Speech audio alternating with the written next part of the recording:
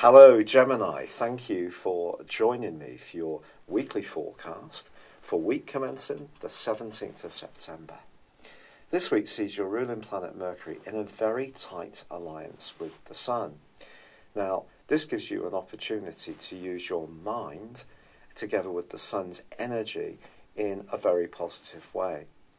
The area of your situation that they're combined in for the vast majority of the week is, however, quite tender, quite introspective, and it is potentially possible when these two are so closely aligned that we can jump to conclusions. We can also have moments of absolute genius, and you could have a brainwave this week, particularly around a family matter or about where you live or how you live there. It may relate to moving things around, it may relate to working from home, being a bit more flexible around the management of your family time. But later in the week, the Sun and Mercury both move into your sister air sign of Libra, and this is something to really celebrate because you're going to become much more outgoing, much more playful, much more in the mood to connect and interact with people, in keeping with the natural qualities of your zodiac sign. Now, of course, we have got another big dramatic event this week when Mars moves back into your other sister zodiac sign of Aquarius. It's been absent for a month, and it's going to be in this location through to the middle of November. If there's part of you that wants to shake up your life and be more daring, be more adventurous, or even more independently minded, this will certainly help you. But you know, Mars is going to be feeding into a tricky link with both Venus and Uranus. And in fact, the one with Uranus goes on through to the 26th of this month. This potentially can rake up stuff inside of you that may have been a little bit dormant, and it may relate to old issues, and it could be where you've sacrificed your needs to put others first, and it's possible that at the time you felt you had no choice, you just did it, you were being a good egg, you were doing it for the good of people you loved and cared for. But there may be part of you that can become a bit more resentful about this now, I've got to be honest. And in any love relationship, some truths can come into the open. Perhaps you're going to speak yours. Someone may articulate how they feel about you. But certainly by the end of this week, I think your physical vitality will improve. You will feel more like engaging with people. So even if there are a few challenges or subterranean energies that start to shift, there is an opportunity to engage with these. It's been a real pleasure being with you, Gemini. I'd love it if you would like or comment on this video. Or if you've yet to do so, please do subscribe to this channel. For now, good luck and goodbye. Hello Gemini, thank you for joining me for your September monthly forecast. This is for the Sun or the Ascendant. I am sorry that I'm doing this a little bit later than I would like, but here goes. This month begins with quite a big focus, to be honest, on the part of your situation which is to do with your emotional bearings, your foundations.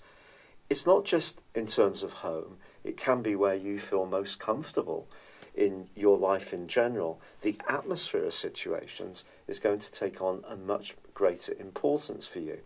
Obviously, your great gift is your mind and the ability to communicate with lots of different people in lots of different ways, very bright and articulatedly.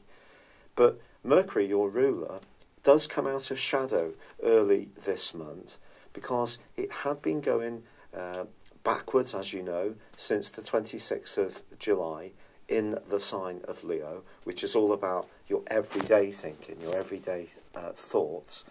But because of that retrograde, although it's come to a close, it's coming back to the point at the start of this month where it emerges through the point where the retrograde began. So if there is something around a communicational issue which has seemed a little bit bogged down and not flowing quite as well as you would like, some early progress is possible from the 6th. There's also a quarter moon on that day as well in your sign. The suggestion here is that you may find yourself in the following week having to balance those more emotional and foundational issues that I spoke of with what feels comfortable for you as an individual. Someone around you may be a little bit out of sorts. This could be a family member. If you share accommodation with someone else, you may be more conscious of your need for room or the impact that other people have on your space. But by the 9th, well, Mercury then moves into the sign of Virgo, one of its 2 home zones along with yours. Mercury in Virgo is very much to do with the detail of things, and it's to do with thinking in a very dry way, which gives some kind of tangible result from whatever it is we're focusing upon. And I think the chances are something could be altering around the base of your existence. So that could be your home. But it could see you, as Mercury moves on the 9th, have a really important conversation with someone about something from the past. You could be recollecting, there could be a reunion, but because there is a grand Earth trine with Saturn and also Uranus, which will last for a few days, this can be a springboard to better understand your needs when it comes to your immediate environment, wherever you find yourself. But of course on the 9th there is also a new moon, and this new moon gives you the opportunity to perhaps redecorate, move your furnishings around, declutter, perhaps think about starting a business from home, because this new moon forges a beautiful link with Jupiter and also feeds into the location of Pluto. So these 2 links for you are very much about making the most of your assets. Whatever they may be, you can squeeze a bit more from them. And imagination can be part of this too, because Neptune's on the other side of the heavens as well, remember, and that's having a big impact on how you're thinking about your more worldly activities. But Uranus and Saturn are going to be feeding into this as well. So it's a chance to be enterprising, to think about your resources, perhaps a bit more reflectively, but you can do so in a positive way. Now, from the 11th through to the end of the month, well, Mars is going to be clashing with Uranus again. Mars moves back into the sign of Aquarius. Now, for you, this is a great location insofar as it gives you a desire of adventurism, of independence. But with Uranus locked away through till November, in a very tender part of your horoscope, I think what can happen from the 11th through to the end of the month is an issue that you might ordinarily turn the other cheek to, can take on an almost furnace-like intensity and could get under your skin a little bit. You could discover something that you didn't know before on a point of principle or even a basic fact, which also could be very surprising. At the heart of this month, Venus and Mars are also going to be in a tete-a-tete. Now, Venus for you initially is in a gorgeous location because it's in the part of your horoscope that's to do with playfulness and to do with love and romance. But then it gets much more practical for the rest of the month. But it's not the end of the opportunity to be more outgoing, because both the Sun and your ruler Mercury are going to be moving into the sign of Libra for the last 10 days. And this gives you a wonderful opportunity to rejuvenate your enthusiasm over anything that you feel passionate about. And it can see you wanting to be more playful, go out and about, mix and mingle much more, and demonstrate your classic Gemini qualities.